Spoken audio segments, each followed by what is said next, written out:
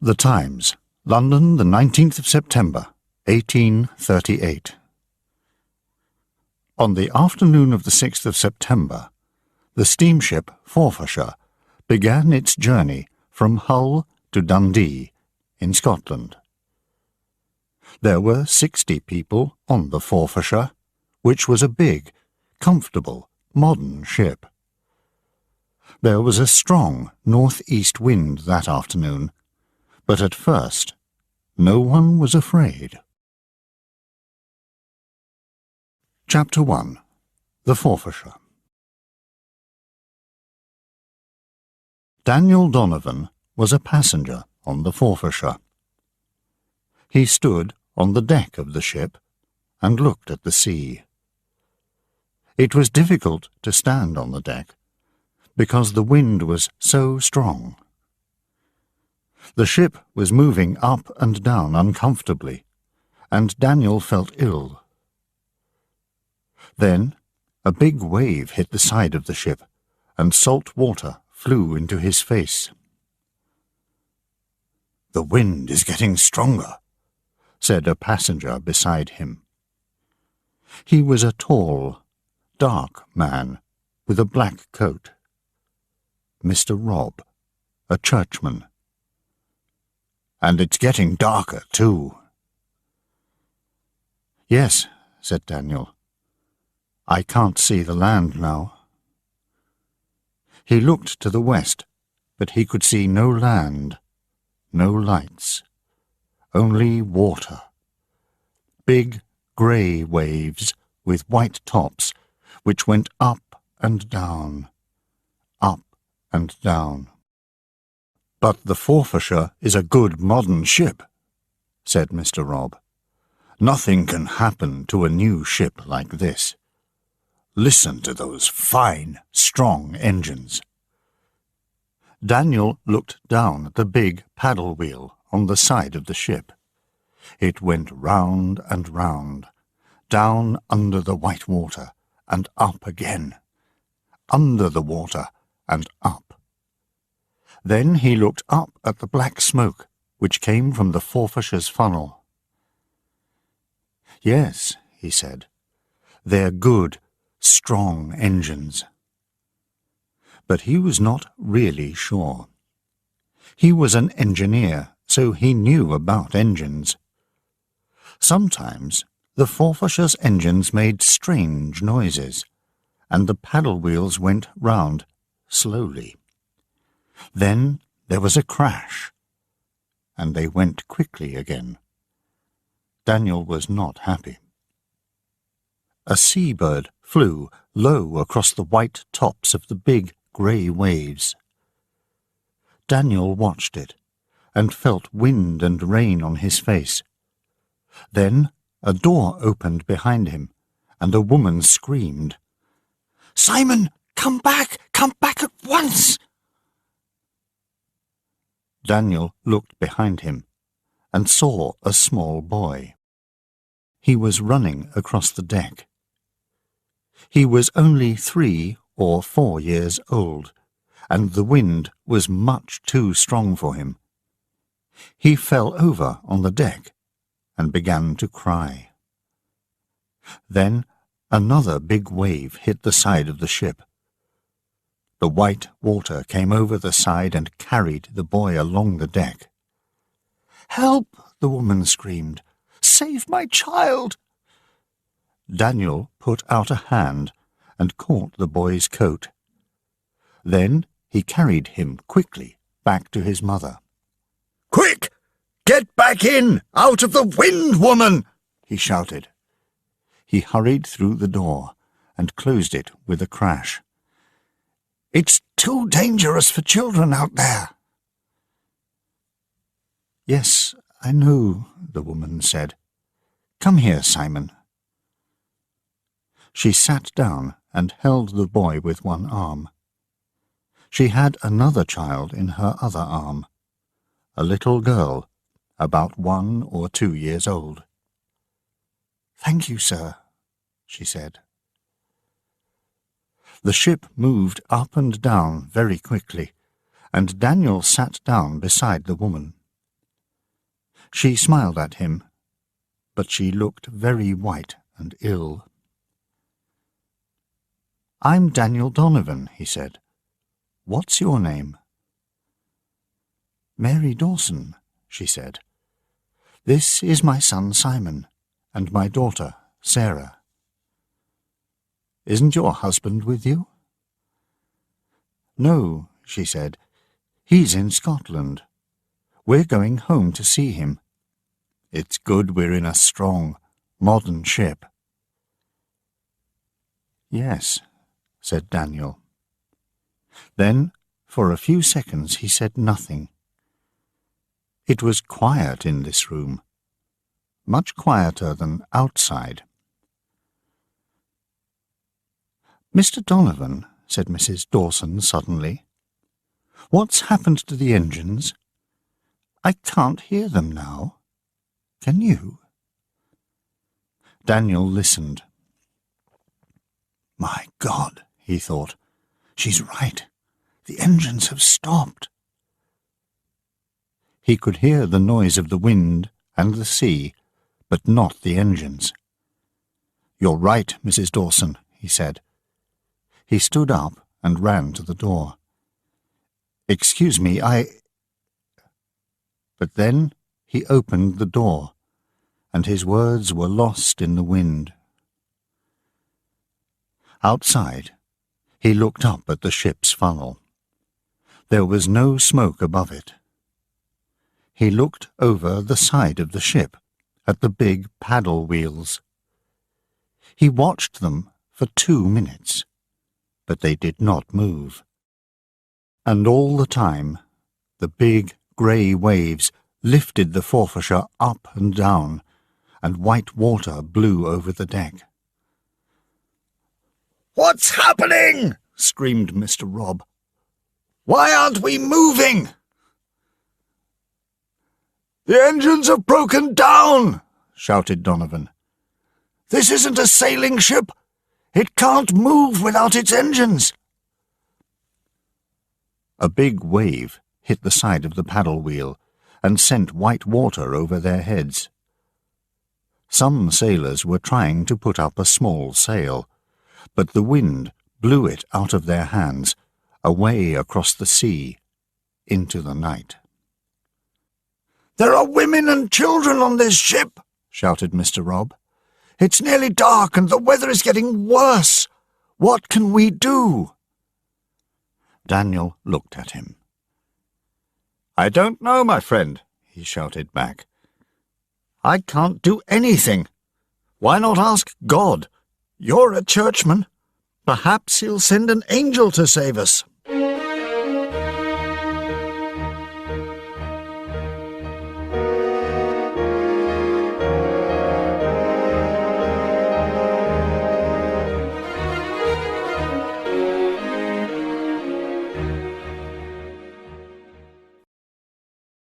Chapter 2. The Lighthouse.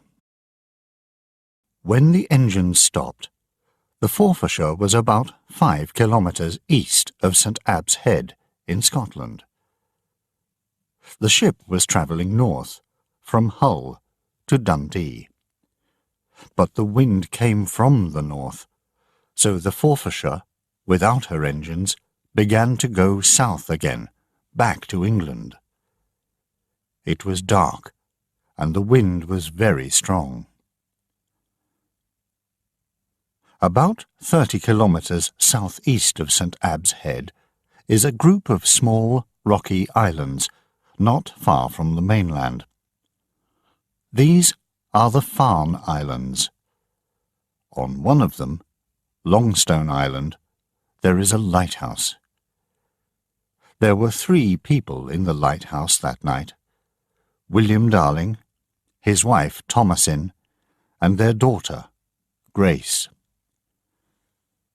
Grace's brothers were usually there too, but that night they were in Bamborough, on the mainland. At 7 o'clock that night, William Darling went up the long stairs of the lighthouse to light the big oil lantern. Grace went with him.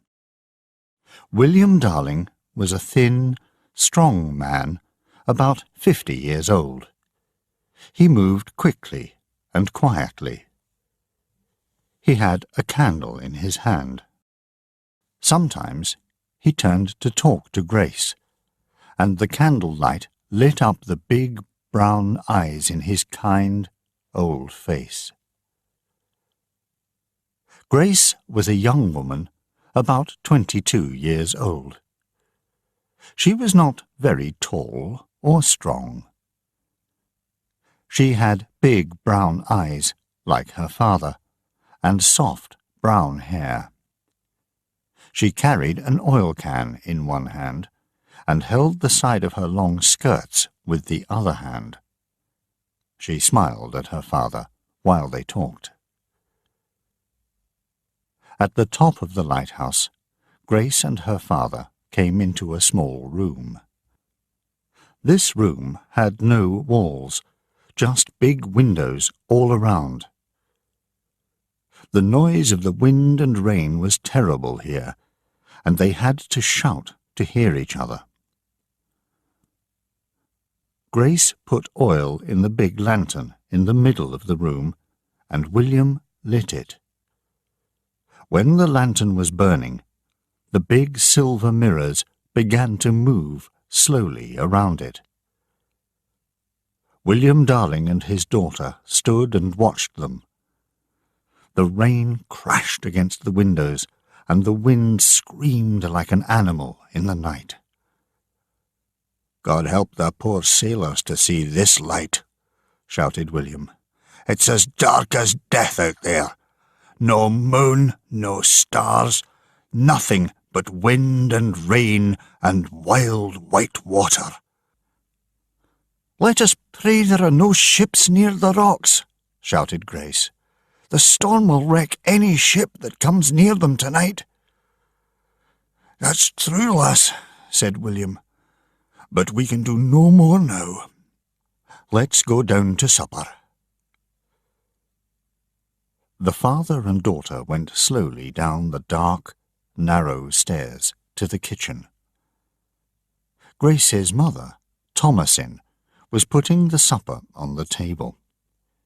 She was a white-haired woman of 65. "Did you see anything?" she asked. "No, my love, nothing," William answered. "Only the rain on the windows." "Thank God," she said. "You couldn't help anyone tonight, William. If there is a shipwreck, you can do nothing. The boys aren't here." "But, Mother," Grace said, "Father has to try to save people. It's his job. He can't leave them to die." "Grace, no man could row a boat by himself in this wild sea," said Thomasin. "So let us thank God that there are no poor ships near us on this terrible night." "Yes, Grace, let us thank God for that," said William. And so the three people sat quietly around their table in the warm kitchen and put their hands together to pray. In the black night outside, the wind screamed and the big waves crashed against the rocks again and again and again.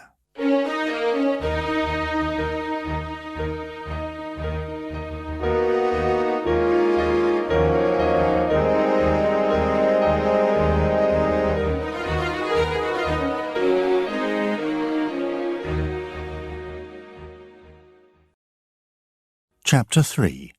In the Engine Room. "Mr. Donovan." "Yes?" "The captain wants to see you. You're an engineer, aren't you? Come this way, please." The sailor opened a door, and Daniel went quickly inside. They went down some stairs. He opened another door, and a great cloud of steam came out. Daniel followed the young sailor into the room. It was very hot in here, and there were clouds of steam everywhere. A tall, red-faced man came up to him. "Mr. Donovan? My name's Humble, Captain Humble. We need you, sir. You're an engineer, I understand. One of these engines has already stopped, and the other is working very badly. There's too much steam in this room, sir, and not—" A big wave hit the ship with a terrible crash, and Daniel, Captain Humble, and the young sailor held on to the wall. Daniel saw a big man in a blue coat and shouted to him, "Are you the ship's engineer?" "Yes." The man looked angry, tired, and frightened. "What's the matter? Why has this engine stopped?" "Why? Because it's too old, of course. Look here. See this? And this?" For 5 minutes, the two engineers moved around in the steam and smoke and looked at the big engines. "See? It's broken here and here. How can I mend it now in the middle of a storm? Can you do that, sir?" Daniel shook his head. He was angry and frightened. "No, of course I can't. The ship must go back to land." The man agreed quickly. "That's right. That's what I say. But you tell Captain Humble that. He says this is a new, modern ship, so it can go anywhere, in any weather. Our rich passengers want to go to Scotland, so that's where we're going, he says. But it's too dangerous and—" The man stopped when Captain Humble came near. "Well, Mr. Donovan, can you help us? Do you know more about engines than this stupid engineer here? He says he can do nothing, and we must go back to Hull because of a small storm. But I'm sure—" "He's right, Captain Humble," shouted Daniel. "I can do nothing for these engines here in this storm. They're too old, and this one is broken in 3 places. We must go back to land, Captain, or we will all drown. I cannot help you." "Ah!" The captain pushed Daniel angrily away from him. "Then get out of my way, Mr. Donovan. You're no good to me. Get back to the women and children." Daniel went quickly to the door and up the stairs to the wind and rain outside.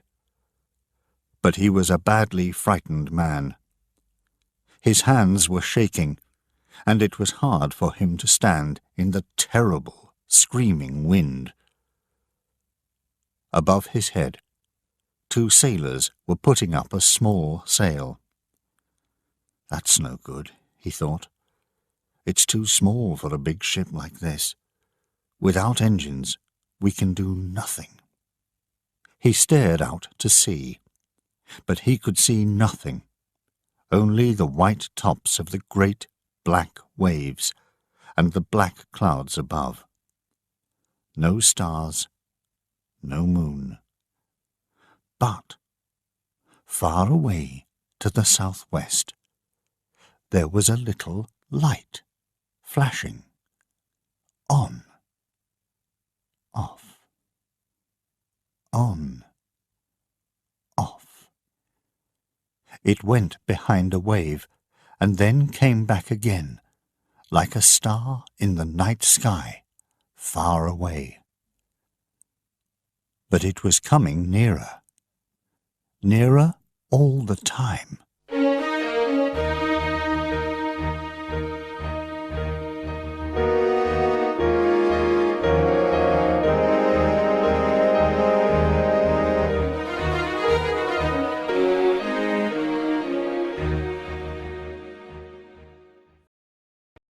Chapter 4.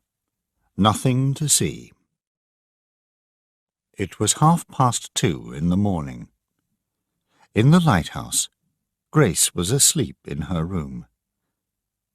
It was a small, tidy room with white walls. Her dress was on the back of the door, and her other clothes were on a chair by the bed. There were some books on a desk, and some seabirds' eggs on a table. Someone knocked at the door. "Grace," her father's voice called. "Wake up, lass. I need you to help me." "What is it, father?" She got up quickly and opened the door. William Darling stood there with a candle in his hand. He was wearing his big black coat and heavy boots, and his hat was pulled down over his ears. His face was tired and wet with rain. "The storm is worse. The wind is coming from the north now, and it's stronger. We shall have to go outside and tie the boat down, or we shall lose it." "All right, I'll be down in a minute." Quickly, Grace closed the door and put her clothes on. She often got up in the night. There was always work on a lighthouse, and the sea did not wait for morning. A minute later, she ran downstairs to the kitchen, put a coat over her thin dress, tied her hair under her hat, and followed her father out into the night. The wind nearly lifted her off her feet. It was strong, black, hard, and wet. She opened her mouth to call to her father, but the words blew away into the night. Her coat and dress blew out behind her like paper, and the rain hit her face like small stones. She walked slowly after her father to the boathouse. Her father was carrying a small lantern, and in its light Grace saw a great wave of white water. It broke against the rock in front of the boathouse, and white water crashed against the boathouse doors. William shouted something to Grace, but she could not hear him.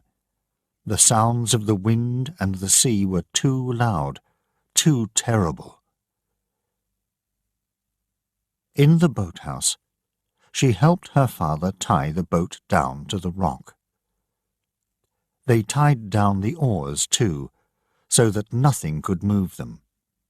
Then they ran outside and carried everything into the kitchen, their chickens, their fishing things. Nothing could stay outside on a night like this. Before they went back in, Grace stared out into the night. The light from the top of the lighthouse flashed out over the water, and for 30 seconds she could see very well. One after another, the big black waves came out of the darkness. Waves 10, 20 meters high. When they hit the rock, there was a huge crash, and white water flew everywhere, 30, 40 meters up over the Longstone Rock. Grace stared out over the waves, past the rocks and islands. But, thank God, she could see no lights, no ships. No ship could live in that sea tonight. "Grace, come on in, lass." Her father held the door open behind her. She went in quickly, and he closed the door behind them. Her mother had warm drinks ready for them. "Go to bed now, Father," Grace said. "You've had no sleep yet tonight. I'll watch the light now, and Mother can come up at 5. "All right, lass," he said. William was very tired. He went upstairs with his wife, and in 2 minutes they were asleep. Grace finished her drink quickly and changed out of her wet clothes. Then she went up alone to the room with the big windows at the top of the lighthouse. The wild wind screamed and shook the glass. It was 3:30 in the morning.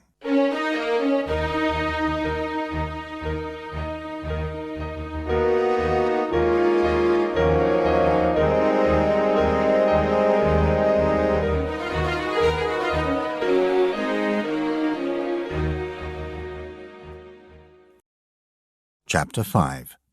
The Shipwreck. In the passengers' sitting room on the Forfarshire, Mrs. Dawson looked unhappily at Daniel, Mr. Robb, and 2 other men, Thomas Buchanan and James Kelly. Her 2 children were crying in her arms. "I'm so frightened. Do you think we're going to die? What can we do, Mr. Donovan, without the engines?" "Not much, Mrs. Dawson," said Daniel slowly. "But there are some islands south of here called the Farne Islands. They are very near. I've seen the lighthouse flashing on them. I think the captain is trying to go into the quieter water between the islands and the mainland. I'll go outside again to see how near the lighthouse is. I'll come back and tell you." Daniel got up and went out into the night. It was raining hard now, and the wind was screaming from the back of the ship. He stared into the dark. He could see nothing in the west. Where was the light? He walked carefully across the ship to the other side. Suddenly he fell on the wet deck, and he caught the side of the ship with his hands.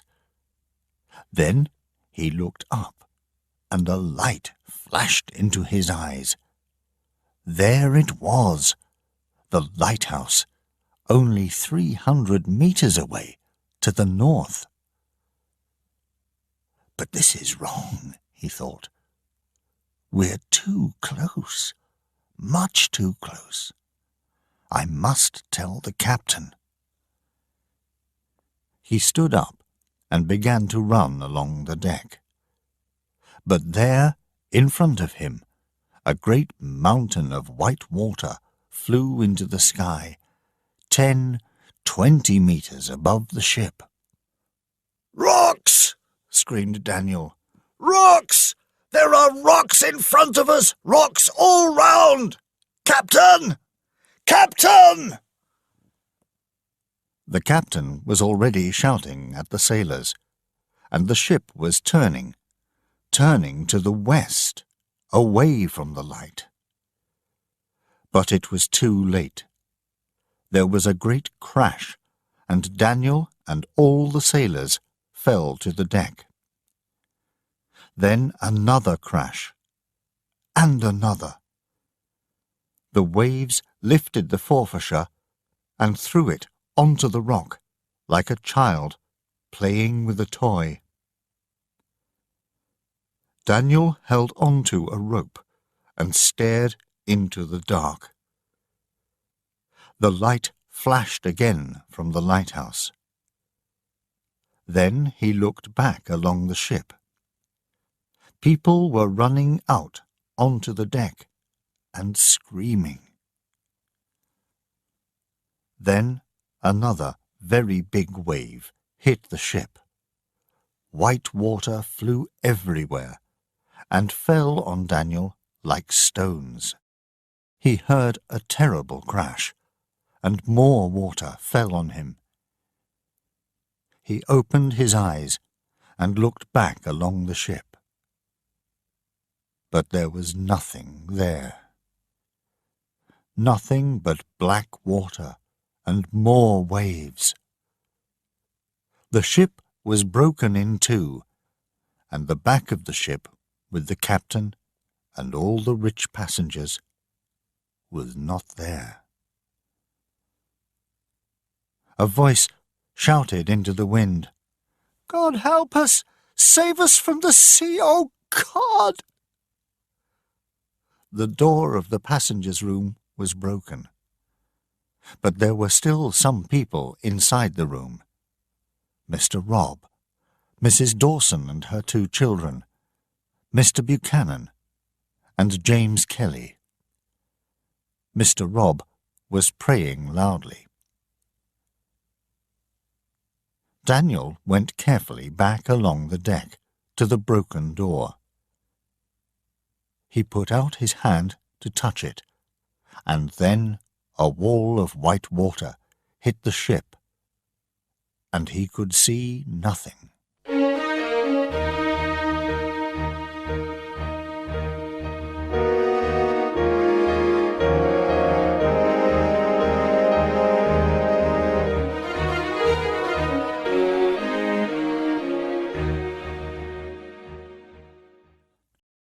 Chapter 6. Out of the Window. At 20 to 5 that morning, Grace felt a hand on her face. It was her mother. Grace was nearly asleep. The wind was screaming and shaking the big windows, and Thomasin Darling had to shout, "Go to bed, Grace. It's nearly morning. I'll look after the lantern now." "All right, Mother." Grace got up slowly and went downstairs to her bedroom.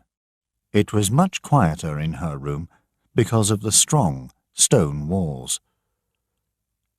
She looked at the birds' eggs on her table, the books on the desk near the bed. The bed looked warm and comfortable.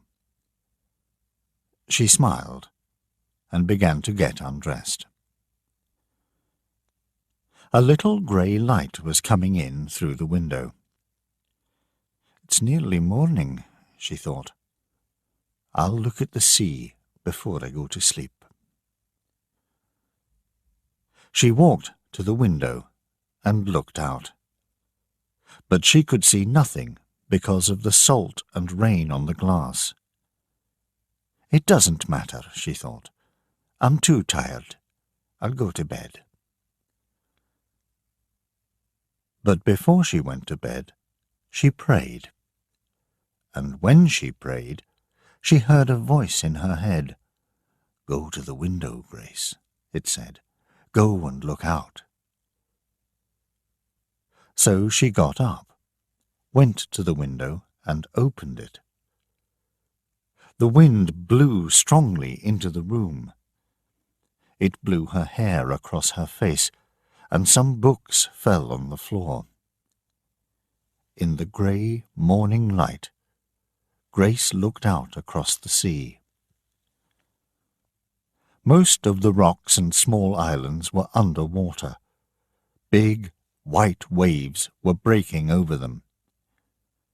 The sea was wild, frightening, terrible. Grace looked and felt cold. She could not remember a storm as bad as this. She thought of her warm bed and began to close the window. Then she saw the ship. It was a big ship on Harker's Rock, about 300 meters away to the southwest. A very big ship, but it was broken in two, with white water breaking all over it. Grace could not see it very well because of the rain and the sea. "Father! Father! Come quick!" She ran out of the room, down the stairs to her parents' bedroom. "Come quick! There's a ship on Harker's Rock! A big one! A passenger ship! It's broken in two!" William Darling was out of bed in a second. He put on his boots and coat and followed Grace up the stairs. "Did you see any people?" "No, Father, but it's difficult to see anything in this wild sea." Her father took a telescope from his pocket and stared out of Grace's window at the wreck of the Forfarshire. He looked for a long time, then said, "I can see no one, but my eyes are old. You look, lass." Grace stared carefully through the telescope. White water crashed over the wreck. Sometimes the ship moved on the rock, and sometimes pieces of wood fell off into the sea. But she saw no people. "No, Father, I think they have all drowned." Poor, poor people." "Yes, but it's a good thing too, William." Grace's mother was in the room now, and she was looking out of the window with her husband and daughter. "Why is that, Thomasin?" William asked her. "Why? Because the boys aren't here, William. You couldn't take a boat out in that wild sea alone. No one could. If there are people alive on that ship now, you cannot save them, William." "I could go with him, Mother," said Grace quietly. "Not in a sea like that, Grace," her mother said. Her father said nothing. "We mustn't stop looking," said Grace. "If there is someone alive, we can't just leave them to die."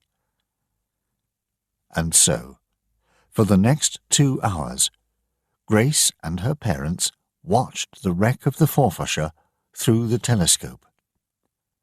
Slowly, daylight came, but they saw no people, only rain and waves and a broken ship in the wild, angry sea.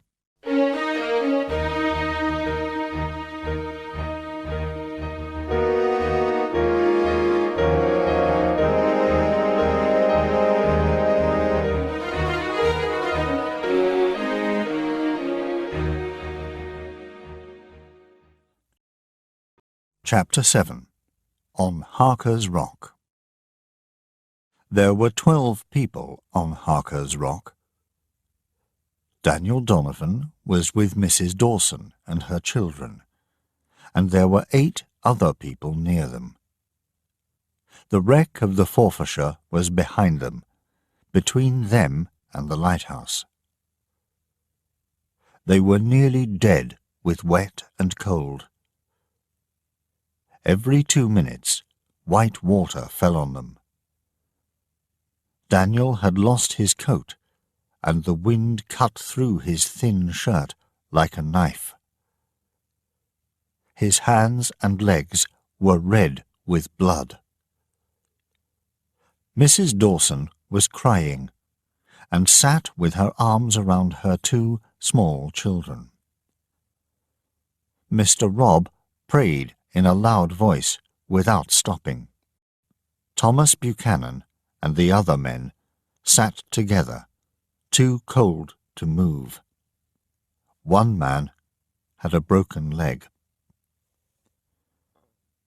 The waves got bigger, and the people on the rock moved closer together. After half an hour, Mr. Robb, the churchman, stopped praying. Daniel looked at him. He was lying on the rock, his face white and cold. His eyes were open, but he did not see Daniel's hand in front of his face. He was dead. "We'll all be dead soon," shouted Thomas Buchanan angrily. "No man can live long here in this wind." "Why don't they come from the lighthouse to save us?" shouted James Kelly. The lighthouse! Daniel remembered it suddenly. "We must wave to it," he shouted. "They can't see us here. Come up onto the top of the rock. Wave to them." Daniel and James Kelly climbed to the top of the rock. But at first, the others did not move. They were too cold, too tired, too frightened. Thomas Buchanan had to hit them and push them to the top of the rock. The wind was very strong there, so it was difficult to stand. They held onto the rock and shouted and waved at the lighthouse as hard as they could.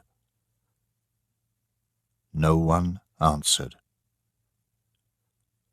Behind the wild sea and the rain, the lighthouse stood, still and quiet. A few minutes later, the light stopped flashing. But they saw nobody. One by one, the men came down from the top of the rock and sat with their arms around each other out of the wind. Only Daniel and Thomas Buchanan stayed on top of the rock. They waved and shouted and cried, but they saw no one. Their faces were as cold as death, and salty and wet from the sea.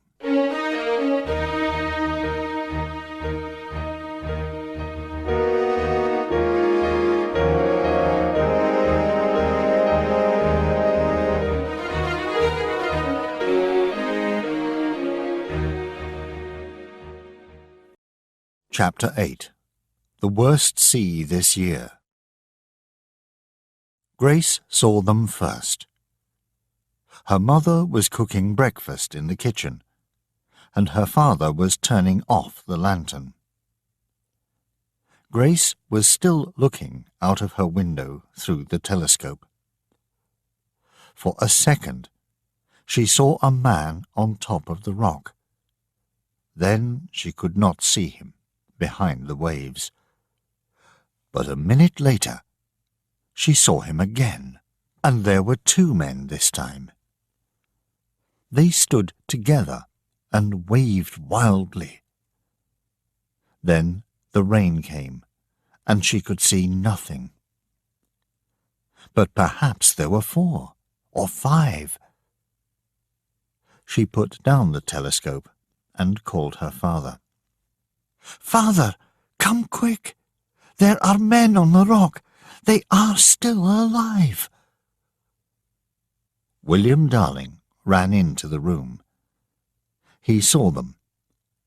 He put down the telescope and looked at his daughter. "We must go, lass," he said quietly. "You and I. We must take the boat and save them. Will you come?" "Of course, father," she said. "If we don't save them, who will?" "That's right, lass." William Darling looked out of the window unhappily.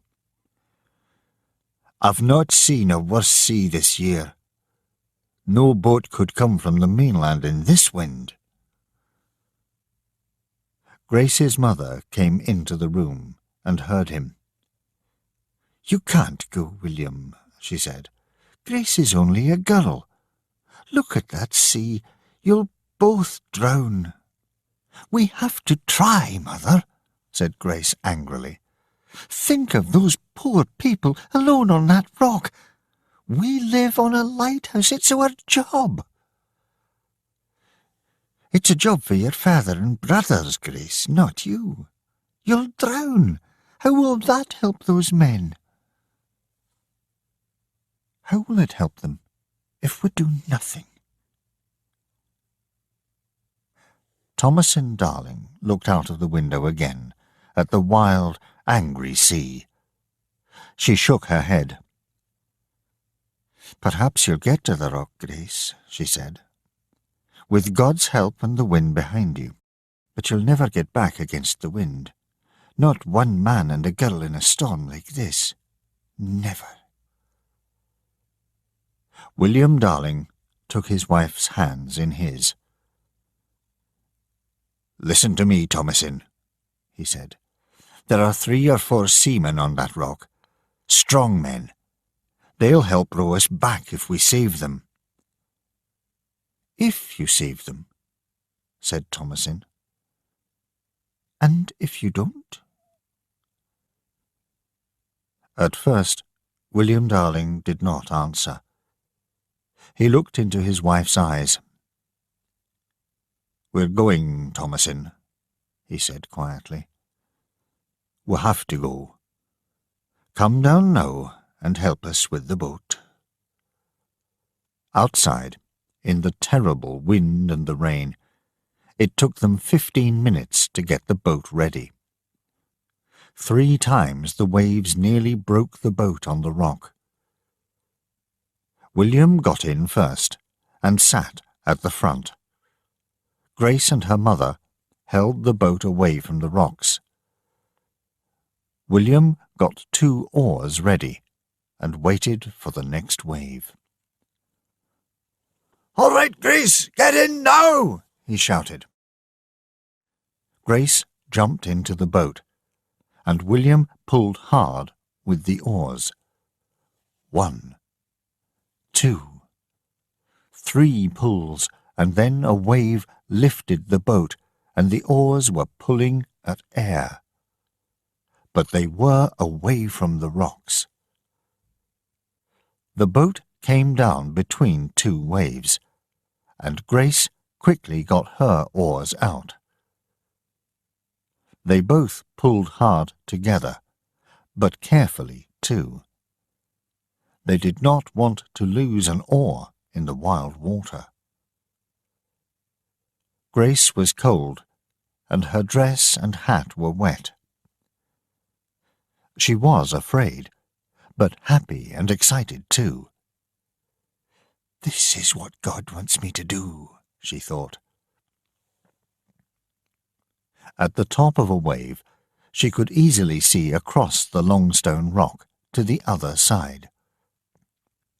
Then the boat went down between the waves, and she could see only mountains of wild water everywhere. "Pull left! Left!" William shouted. "We must keep the rocks between us and the worst waves." Grace pulled hard at her oars and watched the waves. "God will help us save them," she thought happily. "I know he will." Outside the lighthouse, Thomasin Darling watched the little boat. She saw it for a second, then it went behind a wave and came up again. "It's not possible," she thought. "No boat can live in a sea like that.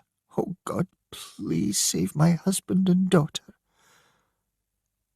She watched and prayed, and the little boat got smaller and smaller on the wild, grey sea.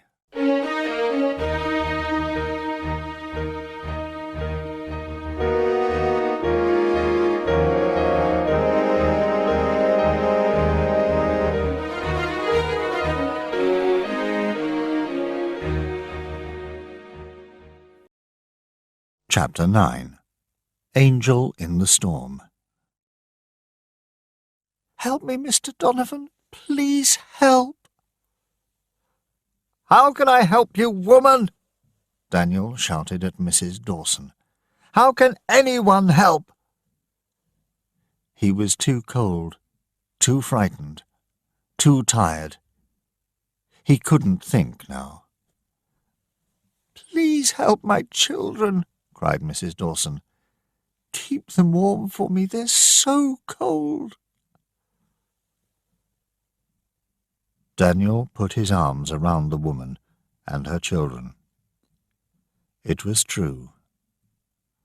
The children were cold, very cold. Their eyes were open, but they were not moving. He tried to warm them with his hands. He shook them, but they did not move. It's no good, woman, he said.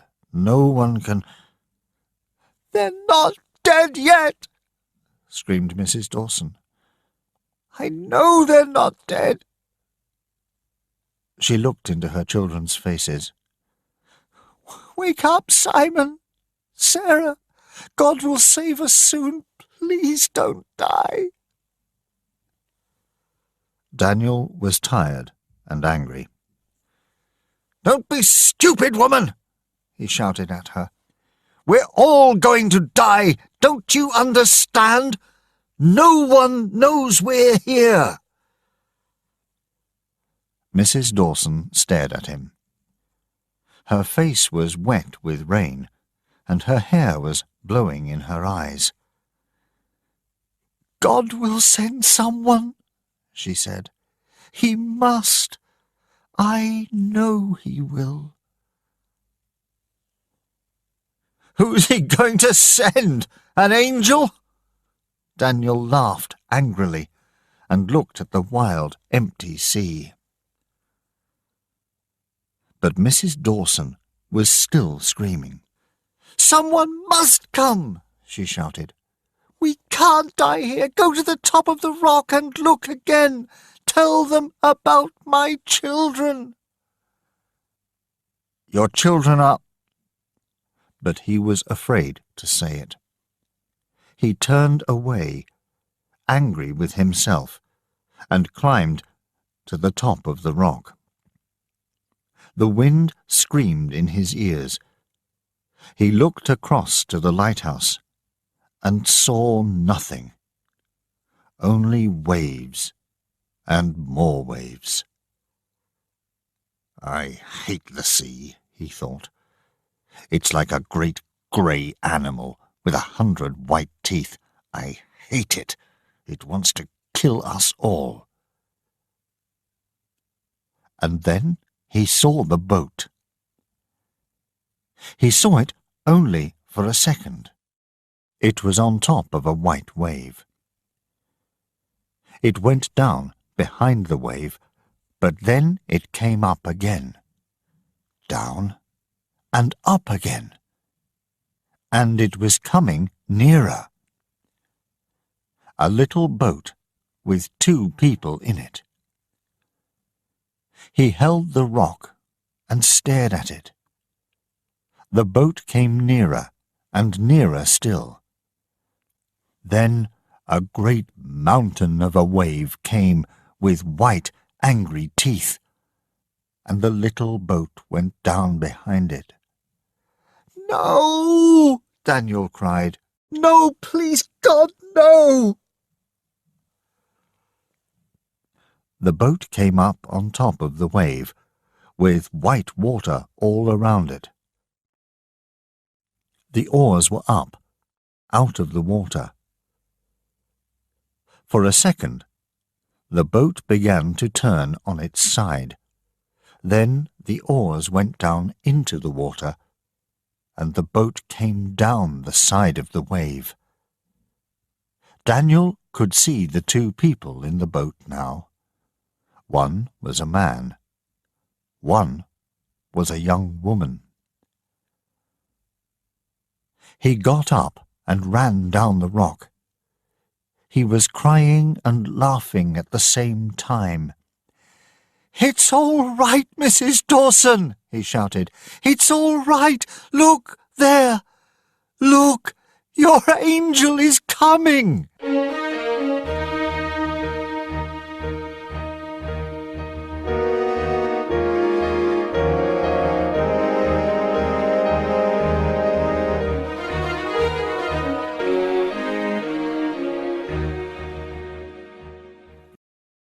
Chapter 10. Too Many People. Grace looked quickly behind her and saw the people on the rock. They were waving, shouting, laughing. But there were 8, 9, perhaps 10 of them. Too many for this small boat. She looked back at the waves and pulled hard and carefully with her oars. It was more than a kilometre around the islands, from the lighthouse to the ship, and every wave, every rock was different and dangerous. She was tired now, but the job was not finished. The wrecked ship on Harker's Rock was still 50 metres away. "How many can you see, Grace?" her father shouted.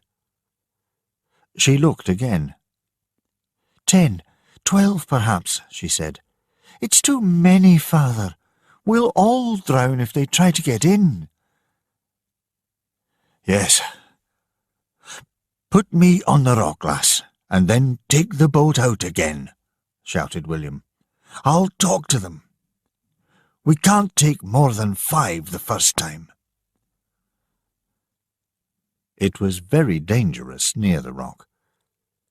In the best place, the waves went up and down 2 or 3 metres every minute.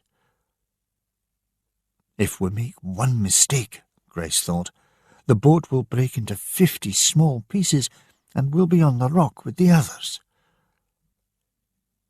Carefully, slowly, Grace and her father tried to get the boat near the rock, but 3 times they had to pull away at the last minute.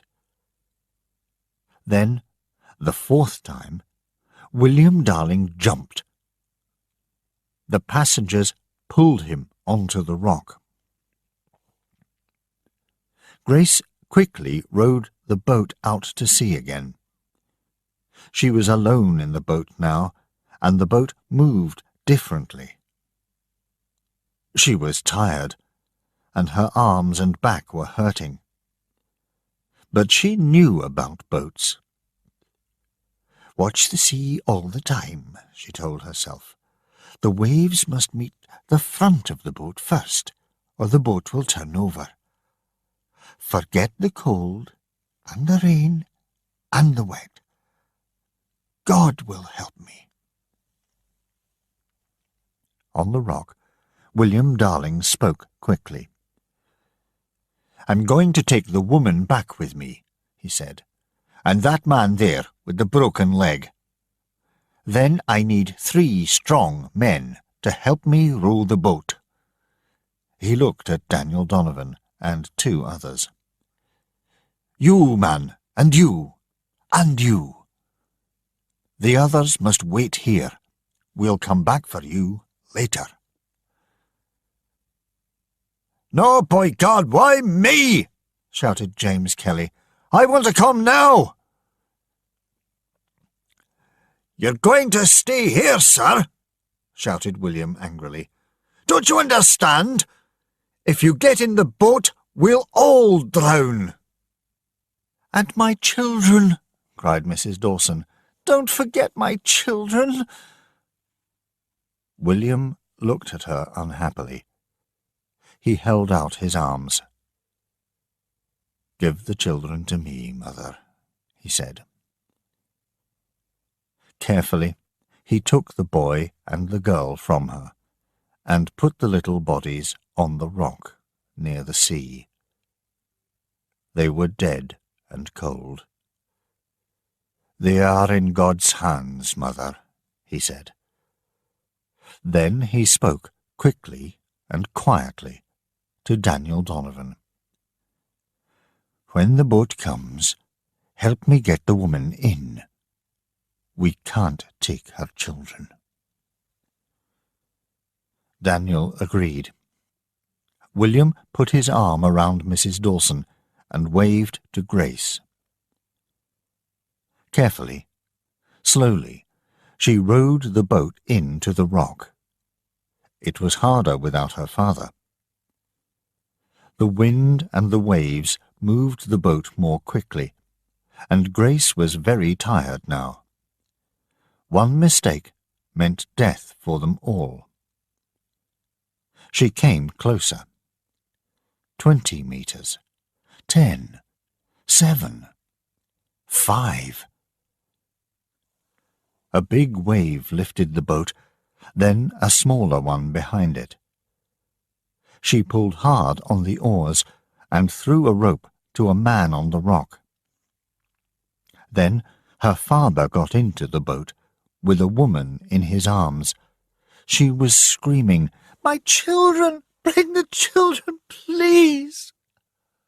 "No, mother." William Darling took the oars. "Help her, Grace." Grace went to the back of the boat with the woman and held her. Daniel Donovan and 2 other men got in. They were carrying the man with the broken leg. The front of the boat was very near the rock now, too near. Grace looked behind her and saw a big wave. "Pull, father!" she shouted. "Pull hard!" She stood up and pushed against the rock with an oar. The boat was very heavy now, with all these people in it.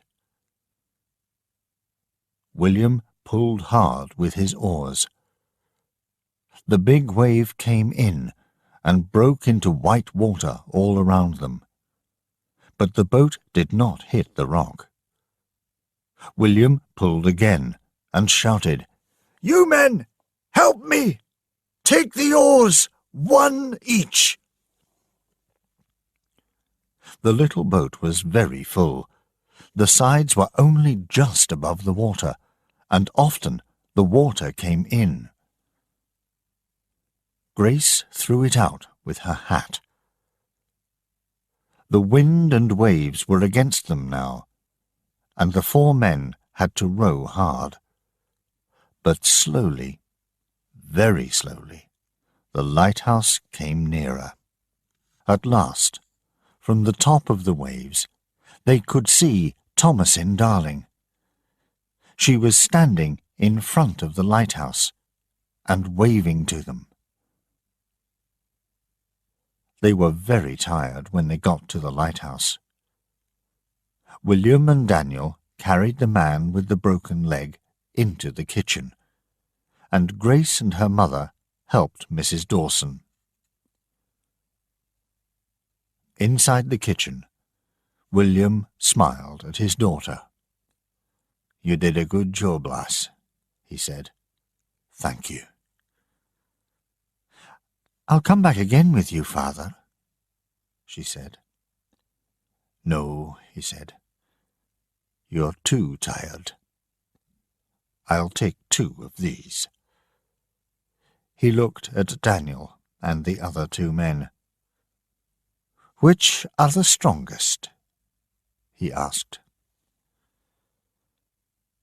Daniel was very tired.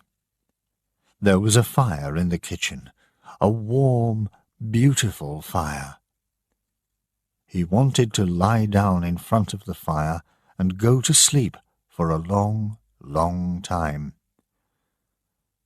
But William Darling's quiet brown eyes were looking at him. "I'll come with you," Daniel said. "I'll come too," said Thomas Buchanan. William Darling smiled. "Good men," he said.